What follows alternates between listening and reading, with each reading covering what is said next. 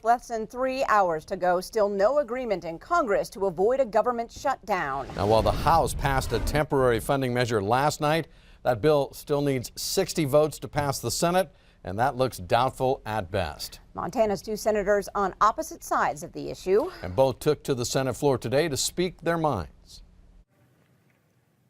I expected the leaders of this body to work in good faith and get the job done. I was wrong. Because for 111 days, they've refused to provide long-term funding for community health centers. For 111 days, they have failed to pass a bill that secures our borders.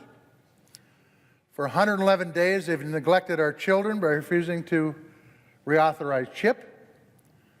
For 111 days, they've failed to do the most basic and fundamental aspect of our job, and that is pass a long-term budget that works for this country and works for my home state of Montana.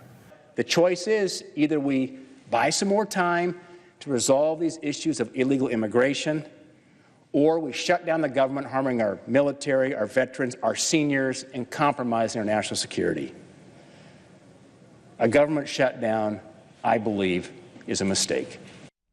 As the country anxiously watches and waits, plenty of questions remain unanswered. And to help us answer a few of those questions, CBS's Weijia Zhang joining us tonight again from the Capitol Hill. Weijia, bring us up to date on where things stand right now. Jay and Janelle, senators are expected to vote at 10 o'clock tonight on whether to move this bill forward. And we know that Senate Democrats will be meeting in just about an hour to talk about their plans. This is after their leader, Senate Minority Leader Chuck Schumer, was summoned to the White House today by President Trump himself, who picked up the phone and said, come over so we can hash out a deal. President Trump characterized their meeting in a tweet as excellent, but I can tell you when Senator Schumer arrived back to Capitol Hill after that meeting, he had a different tone. He said they made progress. They talked for about an hour and a half, but there were still a lot of disagreements. So what was said during that meeting is going to be critical as they all come together in just about an hour again to talk about their plans at 10 o'clock. Weijia, at least 3 Senate Republicans say they will not support the House bill, with the bill needing 60 votes in the Senate. Are the votes even there?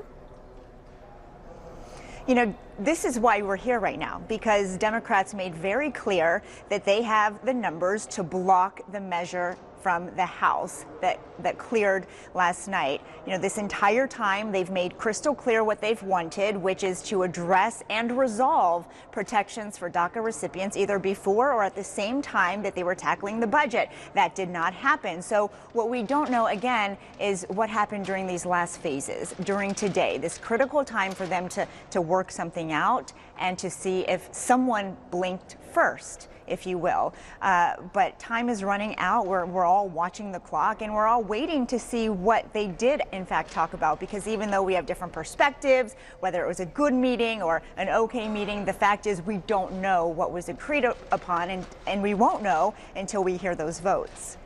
So if the bill fails in the Senate tonight, what's next, do you believe? Is there any hope for a Hail Mary, for instance? Frankly, no. I mean, this is their chance. This is why there is a midnight deadline. This would be the 4th CR, or continuing resolution, which is a short-term measure to fund the government. And if that doesn't happen, then the government will shut down, which is exactly why federal agencies have been preparing for that, even though they're all saying in different statements they don't think it will come to that, or they hope it won't come to that. They have contingency plans because realistically it could come to that. So we just have to wait and see what happens in the Senate, but it is looking increasingly likely that a shutdown could very well happen. All right, CBS's Weijia Zhang live from Capitol Hill tonight. Thank you. Thank you.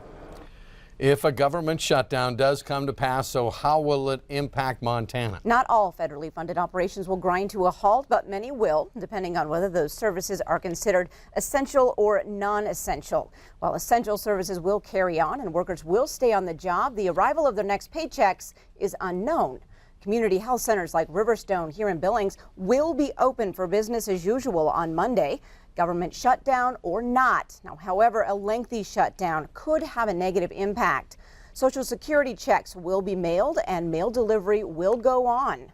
Also, airport operations like air traffic control, the TSA, Customs and Border Protection, those will not be affected. National parks, other public lands will be kept accessible as possible. That's according to the Department of the Interior. Much different from the 2013 government shutdown when all the parks and national monuments were closed. Zoos and museums, though, they would be closed.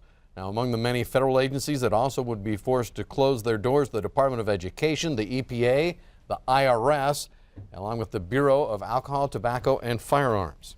Congress will continue to meet and lawmakers will get paid, but many low-level staffers will not. And by the way, the last government shutdown back in 2013, it lasted 17 days and cost the country an estimated $24 billion in economic output.